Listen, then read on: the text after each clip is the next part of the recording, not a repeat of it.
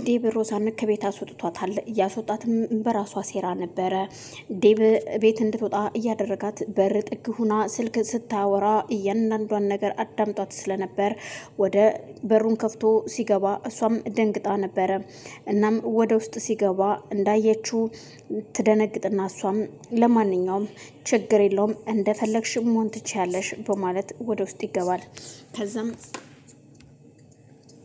ወደ ውስጥ ከገባም በኋላ የሆነ ወረቀት አምጥቶ ከዛ ቤት እንድትወጣና ያለ ምንም ነገር እንድትወጣ እያደርጋታል።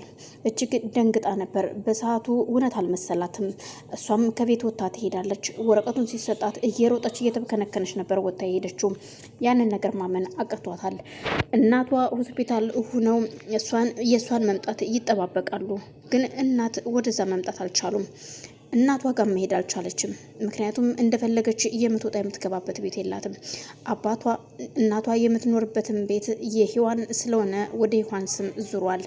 ስለዚህ እየሆነ ያለው ነገር ለሷ ግራ ቢያጋባትም ግን አሁን ላይ ምን ማድረግ አለብኝ፣ እነዚህን ሰዎች መበቀል አለብኝ በማለት ብቻዋን ሴራዋን ታሰራለች።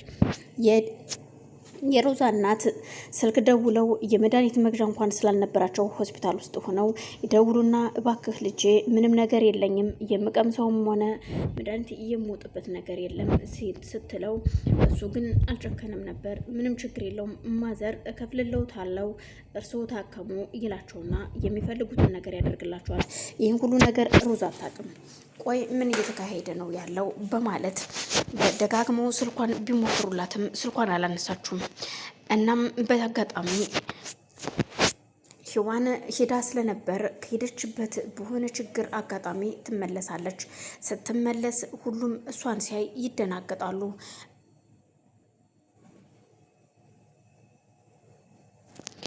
ዴብም ሆነ ባንቴሮ እሷ ስትመጣ ሲያዩዋት እጅግ ደንግጠው ስለነበር ቆይ ምንድን ነው እየተፈጠረ ያለው እንዴት መጣሽ በማለት ይጠይቃታል። ይኸው መጣሁኝ፣ ነገሮች ሁሉ ተስተካክለውልኝ መጥቻለሁ።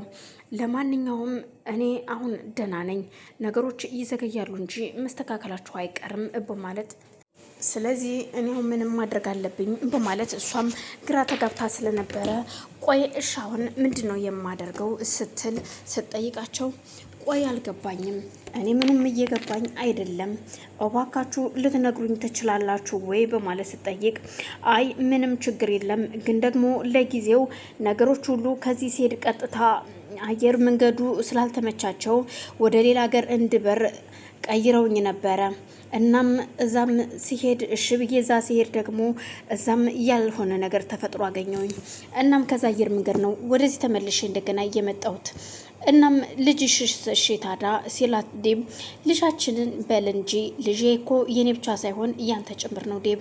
ልጃችንማ ሞግዚቷን ደውዬላት ወደ እሱ እንድትሄድለት አዝዣታለሁ።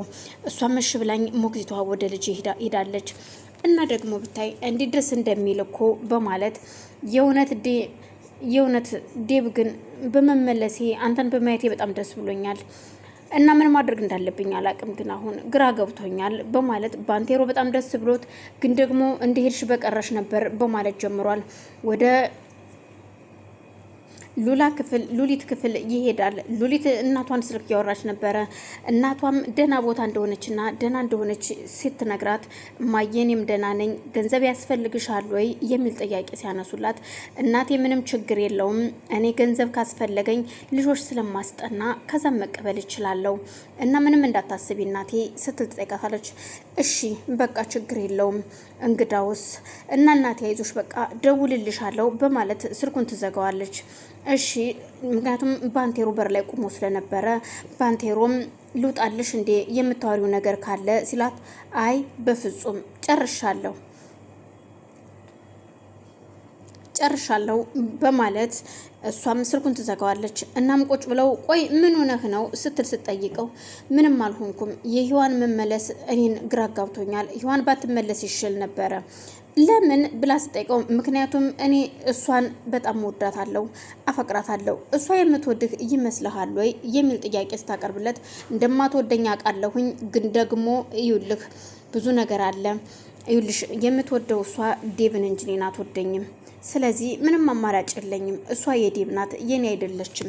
ለዛ ነው እንጂ እኔን የምትወደኝማ ቢሆን ኑሮ በምን እድሌ። ግን ደግሞ ዴብ በጣም ይወዳታል በማለት ይነግራታል። ስለዚህ በቃ አሁን ለማንኛውም እስኪ ልውጣ በማለት ይትቷት ይወጣል እሱም። እናም ዴብና ሮዝ ሂዋን እያወሩ እያለ ልጅህ እየጻፈልህን ደብዳቤ እስኪን ካንብበው በማለት ስልኳን ትሰጠዋለች። አልገባኝም ምንድን ነው ሲላት፣ እዩልህ እኔ ልጁን የወለድኩትኝ ያን ጊዜ በአጋጣሚ እኔ እናንተ አንድ ቀን አብረን አድረን በሳምንቱ ነበረ እኔ የበረርኩትኝ አይደለ? ያን ጊዜ ነው ነገሩ ሁሉ እየተከናወነው። አልገባኝም። ምክንያቱም አዎ ያን ጊዜ ነፍሰ ጡር ሆኜ ነበር ሄድኩትኝ እና ከዛም በኋላ በቃ እዛ ከሄድኩ በኋላ ነገሮች ሁሉ ተከናወኑ። አረገዝኩ፣ ወለድኩኝ ልጄንም። ስለዚህ አሁን በሞግዚት እያሳደግኩት ቆየው። አሁን ደግሞ ትቼው መጣሁ። ስለዚህ ይህን ይመስላል ያለው ነገር በማለት ስትነግረው እጅግ በጣም ታዝንና የሚገርም ነው ግን እንዴት ደስ እንደሚል በማለት ልጁ የጻፈለትን ደብዳቤ ሲያነብ ዴብ ደስ እያለው ነበረ። በመሀል የሮዛ እናት ልጇ ትደውልና ሮዛን ቆይ ምን ነው መጣለሁ ብለሽ ጠፋሽብኝ?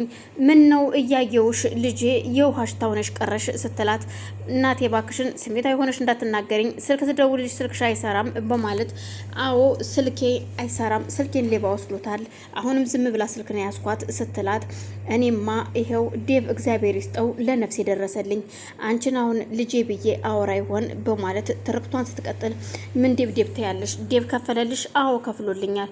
እንግዳውስ ዴብ ከዚህ በኋላ አይሆንሽም፣ ይሄ ውሻ ከቤት አስወጥቶኛል እኔን በማለት ለእናቷ ስትነግራት፣ እናቷ በድንገት ነበር ጸጥ ያለችው። ስልኩ ሲዘጋባት ምን ነው አንቺ ደግሞ ስሜታዊ ሆነሽ ስልክ ትዘጊብኛለሽ በማለት እናቷን የተሳደበች ነበር ስልኩን የዘጋችው። እናቷ ግን በዛችው ሰከንድ ውስጥ ደሟ ኦቨር ጨምሮ ህይወቱ አልፎ ነበረ።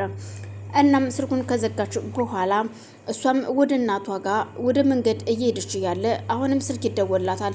ቶሎ ፈጥነሽ ድረሽ እናትሽ ደክማለች የሚል ነበረ። ለዴብም ተደውሎ ተነግሮታል።